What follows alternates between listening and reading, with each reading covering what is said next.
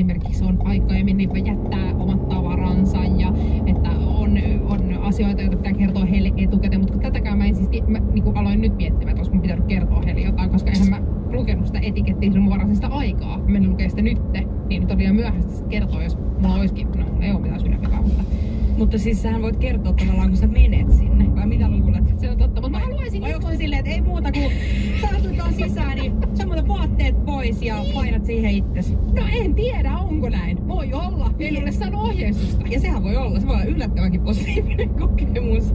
Ei voi tietää. Mutta sellaiset ohjeistukset, mitkä muoton hieronnan suhteen kiinnostaisi, niin olisi nimenomaan se, että millainen asustus. Minkälaista esimerkiksi rintaliivit laitan? Totta. Vai olenko alasti? Se on oikeasti hyvä pohdinta. Koska kuinka alasti sitä uskaltaa ollakaan? Niin, koska mä nyt itse asiassa, kun tässä puhutaan, voi ei, tästä tulee stressi. Pitääkö mun lähteä rintsikastukselle ennen kuin mä menen, koska mulla on urheilu.